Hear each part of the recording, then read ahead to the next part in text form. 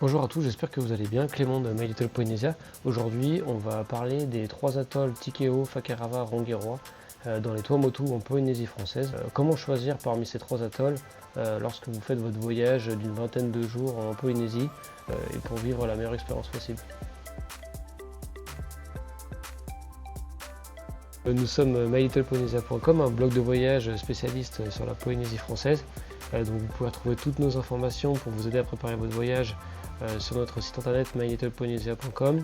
Vous pouvez aussi nous contacter par mail à mylittlepolynesia@gmail.com et aussi visiter nos réseaux sociaux, Instagram, où on poste plein de choses sur les activités, expériences, hébergements, tour des îles en Polynésie française. Donc qu'est-ce qui différencie les trois atolls Rangiroa, Fakarava, Tikeo? Déjà en termes de taille. A noter que Rangiroa, c'est l'atoll qui est le plus gros en termes de taille et c'est là où il y a le plus, où c'est le plus développé. On pourrait mettre carrément l'île de Tahiti à l'intérieur de ce lagon-là. Donc il est vraiment gigantesque, hein. Il fait plus de 60 km de long. Donc ça fait vraiment comme un cercle avec au milieu vraiment un lagon où ça va à peu près jusqu'à 30 mètres de fond. Et du coup vous pouvez traverser ce lagon-là, c'est gigantesque vraiment. Et du coup ce qui est sympa, c'est que vous avez différents spots pour aller faire des activités à la journée. Vous pouvez même prendre un catamaran sur 5 jours et puis faire tout le tour de Rangiroa, vous aurez largement de quoi faire. Pour vous montrer un peu la taille de l'atoll. Donc voilà, Rangiroa c'est le plus grand.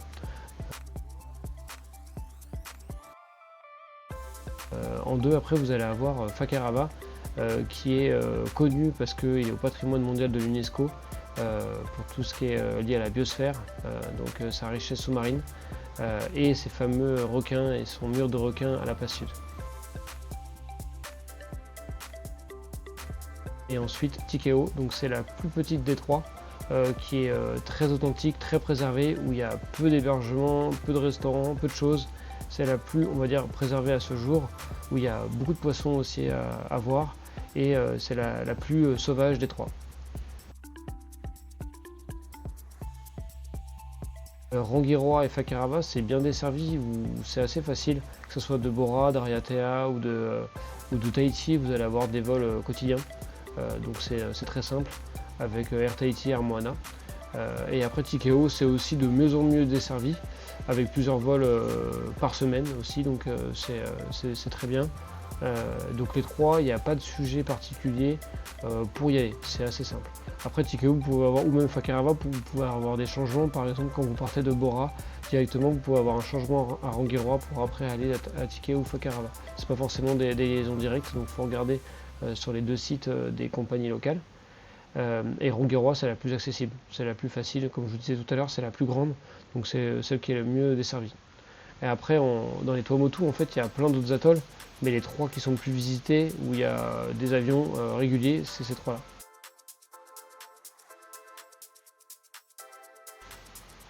Et après, il y a aussi une question qui revient souvent, c'est savoir si on peut se rendre en bateau sur ces îles-là, entre ces atolls, et en fait non, on recommande d'aller en avion, parce qu'il peut y avoir des navettes en bateau, mais c'est beaucoup plus aléatoire.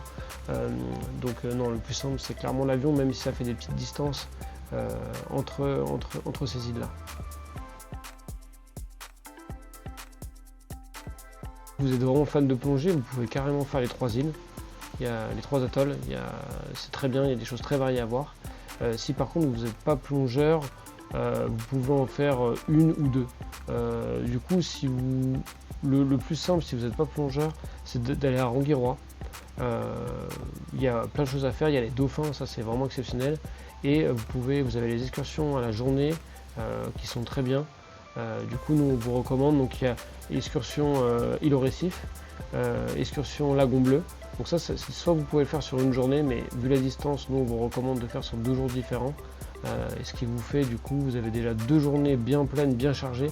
Vous partez le matin tôt et vous revenez vers 16-17 h avec le repas sur le motu. Ça c'est magnifique à faire à Rangiroa, nous c'est les plus belles images qu'on a pu faire franchement en drone et c'est vraiment paradisiaque. C'est pour ça que nous on aime énormément Rangiroa et en plus de ça il y a quand même plein d'émergements Il y a plein de restos, il y a plein de petits trucs à faire, à voir. Et du coup, la passe de Tibuta qui est mythique avec les dauphins qui sautent dans la passe.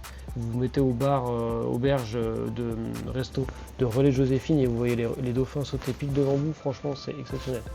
Vous avez ça, vous avez l'aquarium aussi. Vous pouvez faire un snorkeling donc, dans la passe. Soit vous le faites en plongée, soit en snorkeling. Vous descendez du coup la passe, vous avez un guide avec vous et qui vous accompagne avec le capitaine qui est sur le bateau, et vous avez jet de sauvetage et vous descendez la passe comme ça, vous vous laissez porter. Franchement, c'est pour ça Rangirois, c'est incroyable avec les dauphins qui sont à côté de vous. Même en snorkeling, vous voyez les dauphins qui passent tout près de vous, qui viennent, ils sont là toute l'année, donc c'est super sympa. Et aussi vous pouvez le faire en plongée, franchement c'est dingue. Et après vous finissez votre descente de la passe, en général vous allez en faire plusieurs fois parce que ça va assez vite finalement quand il y a du courant. Vous laissez porter, franchement c'est super simple en snorkeling, et à la fin vous finissez par le jardin, là, enfin l'espèce d'aquarium quoi, qui fait un peu vraiment un aquarium, tout simplement parce qu'il y a des centaines et des centaines de poissons. Ils sont totalement franchement ils sont pas du tout farouches, ils viennent super proches de vous, et même vous verrez les guides parfois ils les chopent carrément à la main. C'est incroyable la quantité de poissons. Aussi c'est parce qu'ils savent qu'ils vont pas se faire attraper pour être mangés, et je pense qu'ils le sentent bien les poissons, donc c'est pour ça qu'ils sont protégés, ils sont tranquilles. 4-5 jours à Rangirois, franchement sans problème. Déjà si vous avez 2 journées d'excursion, et le récif, Lagon Bleu, après vous avez encore une journée, vous pouvez vous faire du snorkeling pour la descente de Tiputa. Vous pouvez aussi, souvent les pensions, ils vous prêtent des vélos, vous pouvez aller vous balader dans le village, et franchement il y a de la distance, hein. C'est vraiment plutôt grand Rangirois, donc même en vélo sur la route vous avez vraiment de quoi faire. Vous pouvez passer plusieurs heures à faire du vélo. Vous avez aussi la ferme perlière de Rangirois qui est Gauguinsperle, qui est une des fermes les plus mythiques de Polynésie. Vous avez aussi la cave du vin de Rangirois, donc ça s'appelle vin de Tahiti, mais c'est fait à Rangirois. Vous avez une cave, vous pouvez faire des dégustations de vin local. Vous avez aussi tout ce qui est rhum et gin, enfin plusieurs alcools locaux. Donc la cave, franchement, c'est incroyable de se dire qu'il y a des vignobles, enfin il y a des vignes qui sont à Rangirois. Franchement, rien que le concept, il est fou de voir ça. Et du coup, il vous explique tout le process de fabrication, quels cépages ils ont pu planter pour que ça tienne, etc. Vu que c'est quand même un atoll, donc c'est très corallien comme sol. Pour que ça plante et que ça pousse, en vrai, c'est assez exceptionnel finalement. Donc franchement, ça mérite vraiment le coup. Et Rangui, c'est l'île où vous pouvez rester le plus de temps, parce que c'est là où vous avez le plus de choses à faire. Fakarava, c'est un super bateau, hein, c'est magnifique. Pareil, vous avez 2 excursions à faire, passe nord, passe sud, et après vous avez plusieurs spots. En passe nord, il va vous mettre sur Lagon Bleu, Lagon Vert. Passe sud, vous allez aussi faire les Sables Roses. Donc vous allez visiter donc aussi le petit village de la passe sud. À savoir que Fakarava, en fait, c'est vraiment, ça fait comme si c'était 2 îles différentes. C'est pareil, c'est loin, vous avez au moins 1h30, selon si ça bouge pas, entre 1h15 et 1h30 de traverser en bateau pour aller vous rendre à la passe sud. La majorité des choses se passent à la passe nord à Fakarava, donc l'aéroport, toutes les excursionnistes, les restaurants, les hôtels, tout est à la passe nord. Et du coup après la passe sud, vraiment c'est très reculé, on va dire. Il y a quelques petites pensions avec quelques petites cabanes, et c'est connu pour le mur de requin de Fakarava, donc pour la plongée. Mais ça se mérite un peu pour y aller. En général, il faut prendre. Alors, soit vous avez un hébergement à la passe sud, si vous avez, vous voyez avec votre pension, ils vont vous organiser une navette. Mais la navette, il faut compter aller-retour en bateau, à peu près 150 € par personne. C'est vraiment reculé au milieu de nulle part, et on ne peut pas accéder en fait du nord au sud en voiture. C'est que en bateau. Alors qu'à Rangirois, en fait, c'est tout sur le village, on va dire, principal, mais c'est plus étendu. Mais après, vous ne pouvez pas trop loger à d'autres endroits en fait de Rangirois. Vous restez un peu tout au même endroit finalement entre les 2 passes. Vous avez vraiment du coup la majorité de la vie en fait qui se passe à un endroit de Rangirois, et après pour accéder au spot, ça c'est tout en excursion en bateau, et en fait il n'y a personne après qui habite sur les spots. La partie de l'atoll où les gens y vivent, c'est tout petit, en 20 minutes vous l'avez fait en un quart d'heure en voiture, donc en vélo en une demi-heure, 1 heure, vous avez fait tout le tour. C'est vraiment le plus petit des 3. Après pareil, vous avez des excursions à la journée, à la station de nettoyage des Raimentas, donc c'est là où les Raimentas viennent se nettoyer avec des poissons, etc. Donc là c'est super, vous voyez souvent des Raimentas. Ça souvent les excursions que vous allez faire, ils vous font un arrêt là-bas, et après vous allez à la passe. Donc il n'y a qu'une passe pour le coup. par rapport aux autres il y en a deux, donc là il n'y en a qu'une seule, et là du coup c'est trop beau aussi. C'est magnifique. Vous avez du coup des spots de fou à faire avec une sorte de village de pêcheurs à Tikeo, c'est ultra authentique, c'est magnifique. Et vous avez aussi à côté de la pension de Ereari, où on est allé d'ailleurs à Tikeo, c'était super sympa. Là vous avez une plage, il n'y a personne, en fait c'est hyper sauvage. De toute façon de manière générale vous allez voir les atolls dans les Tuamotu, c'est ultra sauvage et il n'y a quasiment personne. Si on compare aux îles de la Société, là vous allez vraiment être dépaysé dans les Tuamotu, c'est vraiment le calme, mais il y a vraiment, c'est tellement tranquille, c'est incroyable. C'est pour ça que même si vous n'êtes pas plongeur, c'est quand même sympa de faire au moins un des trois atolls, le plus accessible en Rangiroa, et après les deux autres Faka et Tikeo sont très beaux aussi.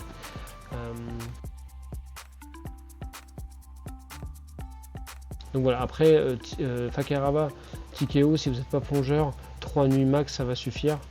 Fakarava, vous pourrez rester plus longtemps si vous choisissez de dormir au nord et au sud.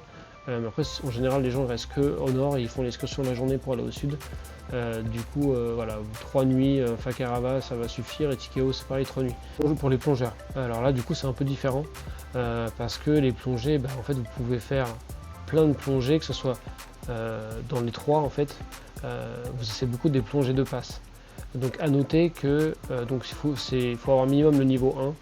Si vous venez en Polynésie, vous n'avez jamais plongé, quand vous commencez votre voyage, souvent à Moorea, on vous conseille de faire votre baptême à minima et ensuite votre niveau 1 à Moorea. Comme ça, après, vous pouvez aller plonger dans les Tuamotu. Commencez pas à faire votre niveau 1 dans les Tuamotu directement, déjà vous allez payer beaucoup plus cher et puis en plus, c'est pas sûr qu'ils vous fassent des niveaux de plongée. Parce que là c'est vraiment plutôt des fun dives, du coup juste des plongées plaisir où ils s'attendent à ce que les gens aient un petit niveau, donc idéalement le niveau 1 et si vous pouvez niveau 2 parce que souvent les plongées elles dépassent, pour voir les choses un peu sympas à voir, ça dépasse les 20 mètres de fond. Tikeo non, ça reste beaucoup entre 15 et 18 mètres, mais Rangiroa et Fakarava vous allez vite descendre en dessous des 20 mètres. Notamment Fakarava par exemple, le mur de requin il est plutôt au niveau des 30 mètres que des 20 mètres. Donc ça dépasse, on va dire, le niveau 1 en termes de profondeur. Les 3 atolls sont magnifiques pour plonger. Franchement, les 3 sont top, sont différents. À Rangiroa, vous allez quasiment tout le temps plonger dans la plage de Tiputa ou sinon juste à côté sur le récif, à côté de la plage de Tiputa. Vous allez pouvoir faire plusieurs plongées matin, midi et soir. En fait, l'expérience, elle est, on se dit, on plonge quasiment tout le temps sur le même spot en fait. Mais notamment la passe, en fait vous faites une descente de passe, mais en fait vous ne voyez pas les mêmes choses au moment de la journée. Déjà les courants ne sont pas les mêmes selon les moments de la journée, selon les saisons, et puis après c'est un peu la chance finalement, ça va dépendre des conditions climatiques, ça va dépendre de s'il y a des dauphins ou pas. Typiquement Rangui, c'est incroyable, la descente de la passe c'est celle qui est la plus rapide en fait, vous pouvez même pas lutter contre le courant tellement que ça va vite. Donc là, il faut être quand même un peu à l'aise dans l'eau et en plongée. C'est pour ça, si vous n'avez pas plongé depuis un petit moment, il faut mieux se faire un petit refresh avant, type Moorea ou d'autres îles qui sont beaucoup plus calmes. L'île de la Société, ça ne bouge pas beaucoup en termes de courant, donc là vous êtes tranquille. Vous pouvez vous faire une petite remise à niveau, votre niveau 1. Mais Rangiroa, ça bouge selon les journées. Si c'est long courant, ça peut rentrer vraiment fort. Et du coup, ça peut être assez violent. Enfin, ça va tranquille, hein, tout se passe bien, mais c'est juste que vous allez être tiré sous l'eau. En fait, ça sert à rien de lutter. Il faut vous accrocher à des pierres et même parfois en essayant de s'accrocher, en fait, ça tire tellement fort que, en fait, vous n'arrivez pas à tenir. Mais ce qui est fou, c'est que vous avez des bons poissons énormes. Vous descendez. Vous longez en fait, votre guide, votre prof de plongée en fait, il va vous indiquer selon si le courant est plus ou moins fort pour du coup aller soit vers le milieu de la passe, soit aller sur les côtés. Il va vous indiquer tout ça, il faudra bien suivre le guide, mais sinon ça va trop vite, c'est un peu un manège à sensations, c'est incroyable. Et là vous voyez devant vous les poissons qui partent dans tous les sens. Et ce qui est sympa, c'est qu'aussi vous pouvez vous protéger, donc vous vous mettez au fond de l'eau, vous accrochez, et là vous voyez tous les poissons qui passent devant vous, mais c'est un truc de malade. C'est vraiment, franchement c'est magnifique. Faut pas s'attendre à avoir énormément de corail, c'est pas les Tuamotu, la Polynésie en général, le corail il n'est pas dans un excellent état et c'est pas des destinations qui sont connues pour un corail exceptionnel. Vraiment, moi le plus beau corail que j'ai vu pour le moment c'est à Bora, mais sinon le reste, et c'est dans les 10-15 mètres max, même 2-3 mètres à 15 mètres max. Après sinon, les Tuamotu de manière générale, c'est pas magnifique on va dire le corail, mais par contre les poissons, la faune est incroyable. Franchement, alors du coup, Rangui, ça va vraiment être super pour les dauphins. Vous allez en voir plein et tout. Et ça, c'est pour ça qu'il faut faire plusieurs plongées, parce que vous pouvez avoir plus ou moins de chance en fait. Ça, et après, donc, plongée, la classique, c'est descendre de la passe. Après, vous avez la plongée sunset qui est vraiment exceptionnelle aussi. Vous avez des couleurs qui sont différentes. Et puis, voilà, les poissons sont en train de manger, etc. Donc, en fait, vous allez avoir une richesse, on va dire, et une faune différente selon le moment de la journée. Donc moi ça j'ai eu la chance de faire, c'était vraiment incroyable. Et après du coup c'était la sunset qu'on a fait, c'était plutôt une plongée de récif, donc c'était plus tranquille. On descendait dans le bleu et là on avait des gris, énormément de requins gris. Donc ça c'était vraiment top. Finalement on parle de Fakarava pour les requins, mais finalement moi j'en ai vu beaucoup aussi à Rangui des requins gris, donc c'était sympa. Fakarava, donc c'est la plus connue pour la plongée et c'est pour ça que ça attire autant de monde et que c'est un peu victime de son succès, Fakarava. Vous avez passe nord, passe sud, donc souvent la passe nord est beaucoup plus large que la passe sud. La passe sud est finalement assez petite, assez étroite. Le mur de requins, en fait, c'est juste des requins qui sont regroupés ensemble, c'est pour ça qu'on appelle ça un mur, mais c'est pas vraiment un mur en fait. C'est juste qu'il y a plein de requins, des centaines de requins dans un petit endroit sur la passe sud. Et en fait, ce qui est sympa, c'est qu'en général, vous cachez en fait dans une sorte de grotte, un peu protégée en fait du courant. Alors, le courant à Fakarava, il est beaucoup moins fort qu'à Rangiroa, par exemple, notamment. Et du coup, vous vous mettez dans une sorte de grotte et en mode observation, vous vous posez comme ça. Et en mode observation, vous voyez plein de requins gris qui passent devant vous. Donc ça, c'est super sympa. Magnifique. J'ai vu aussi des citrons. C'est dommage de la Fakarava et pas faire la sud. En plus, pour le coup, le corail est plus préservé. C'est magnifique. Le spot est magnifique. Après, passe nord, vous pouvez en faire plein des plongées là-bas parce que la passe elle est énorme. Du coup, il y a plein de spots différents à faire. Et, la passe nord, c'est à peu près à une vingtaine de minutes en général des clubs de plongée. Alors que la passe sud, vous avez plus d'une heure et quart de bateau pour y accéder. C'est loin, du coup voilà, ça se mérite un peu. Donc c'est soit vous faites à la journée l'aller-retour plongée pour la passe sud, donc ça fait un petit budget, hein. Vous avez la plongée qui vous coûte à peu près 100 € et après vous rajoutez du coup l'aller-retour en bateau, ça va être 120 €, quelque chose comme ça, donc c'est pas donné quand même. Alors que tiens, un point, c'est que Rangiroa, du club de plongée pour aller à la passe, en fait en général c'est 5 minutes, c'est super proche. Donc ça c'est quand même assez royal, vous allez faire votre plongée 1 heure et vous revenez, vous allez quand vous faites après si vous replongez après, vous avez le temps de vous poser un peu au club et après vous repartez. Donc ça c'est super sympa, alors que Fakarava ou Tikeo pour le coup vous allez rester 1 heure sur le bateau entre les deux plongées. Et en général ils vous emmènent du coup pour des doubles, du coup vous allez attendre 1 heure sur le bateau et après vous replongez. Donc c'est plus fatigant Rangiroa pour ça. C'est pas mal parce que vous faites 5 minutes, vous revenez et après vous pouvez enchaîner soit après, soit vous posez un peu, soit vous voilà. Donc c'est assez cool. Et c'est tout le temps, je veux dire Rangiroa, c'est tout le temps sur le même spot. Enfin ça peut être sur différents endroits de la passe, mais ça reste toujours dans la passe.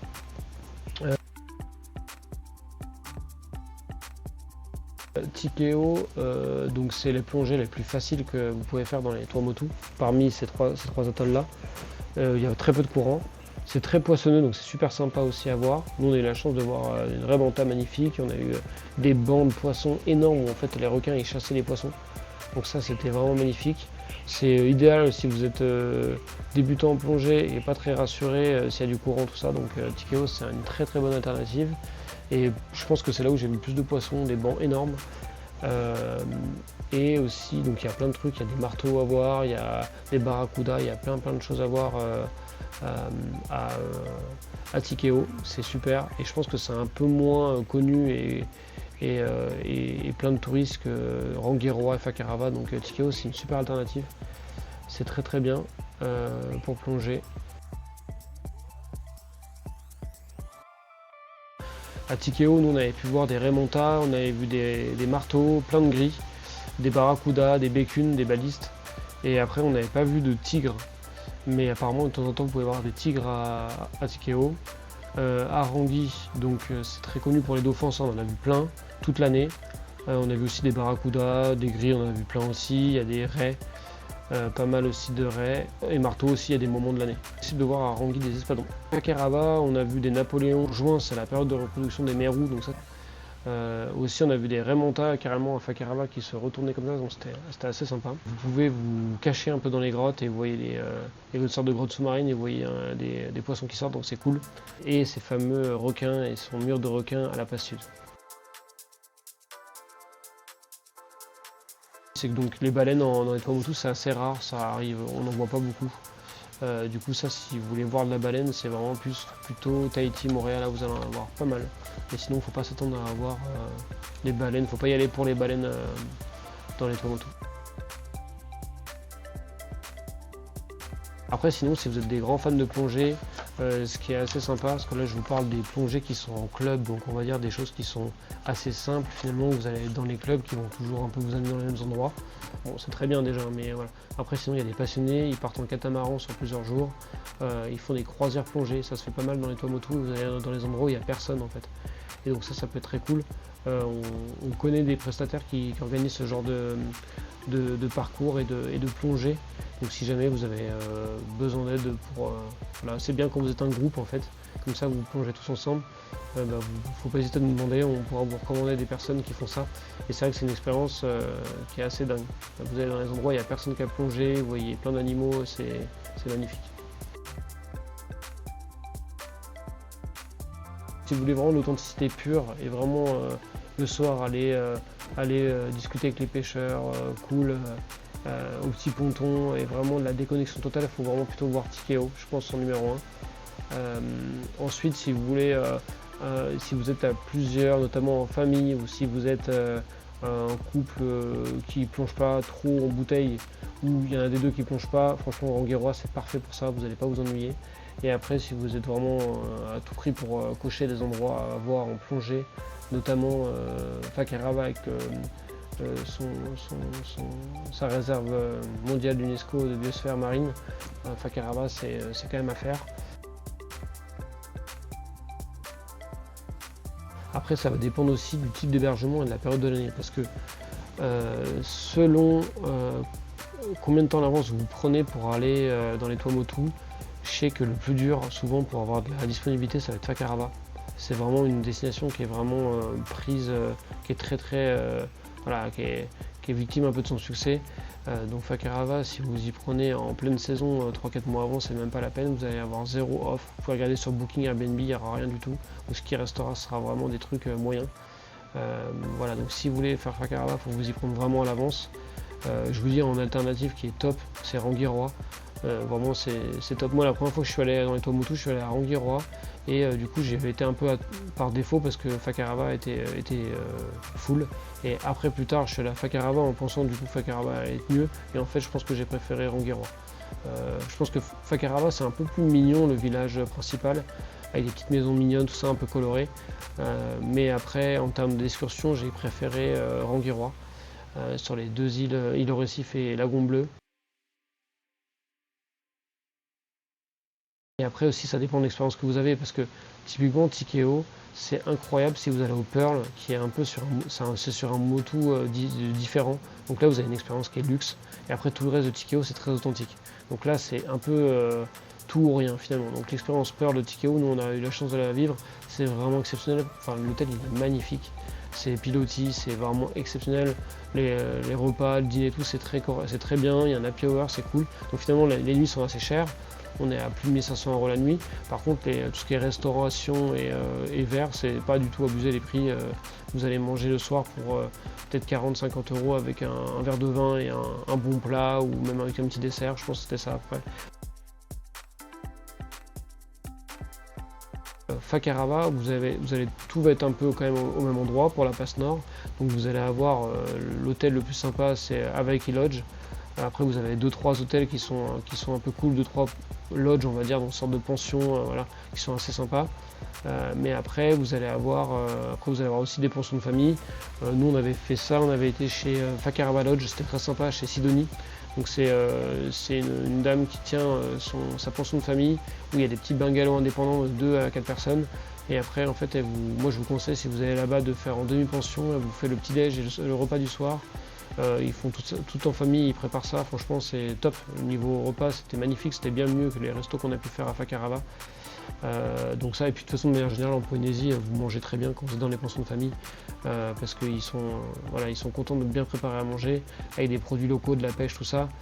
Ça va être bien plus diversifié et varié, notamment dans les Tuamotu, il n'y a pas énormément de choses dans les restaurants, que dans les snacks où vous allez manger tout le temps la même chose. Ça va être friterie, poisson, poulet et bœuf, et puis voilà.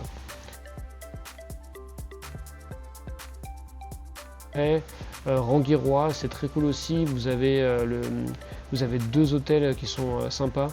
Vous avez le Kaora de Rangiroa, donc là c'est pareil, c'est ambiance pilotis, donc c'est pas si cher par rapport au Pearl, mais c'est quand même plus de 500 € la nuit, voire 600-700 selon si vous avez du coup pilotis ou si vous avez des bungalows côté jardin. Ça, après, les prix que je vous donne c'est en 2026, donc ça peut aussi évoluer parce que dès qu'il y a des rénovations, des changements, les prix peuvent un peu monter. Après vous avez donc Rangiroa au Kaora, c'est sympa aussi, même si vous ne dormez pas là-bas, vous pouvez quand même faire le show polynésien avec le dîner, vous avez un show, donc ça c'est très sympa. C'est une sorte de dîner un petit peu en mode libre service ou avec un petit coin barbecue avec plein de poissons locaux, tout ça, donc c'est super sympa. Donc sinon pareil, on a eu la chance de dormir là-bas, on avait un bungalow côté jardin avec petite piscine à l'intérieur et tout, c'était vraiment sympa. Et après aussi vous avez le Mai Tai de Rangiroa qui est très sympa aussi, donc ça c'est des petits lodges assez intimistes, donc franchement ça c'est très très cool aussi, avec une petite piscine aussi, puis une vue aussi dingue, donc très cool. Après aussi maintenant à Rangiroa il y a plein de Airbnb, plein de bookings, donc vous allez retrouver plein de logements, ça vous pouvez regarder ceux qui sont bien notés, voilà, vous allez trouver votre bonheur à coup sûr. Voilà. Et puis là où il y a le plus de restos, ça va quand même être à Rangiroa.